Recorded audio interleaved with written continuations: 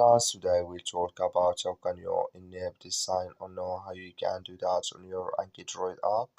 We go to figure out this solution or know how you can do that on your app. So you just follow these ways, then it's going to work with you.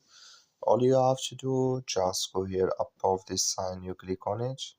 When you just click on it here, it's going to show for you a list like this. So then all you have to do, just click on settings. When just click here on settings, it's going to take you to next step here. It's going to show for you like this. So then all you have to do now, just click here on sync. When just click here on sync, it's going to take you to next step here. Come here to automatic synchronization here, clicking this side. Now, like you see, this color for us, that's mean it's enabled with us now. That's all you have to do. Thank you for watching. Don't forget to support us by liking, subscribe.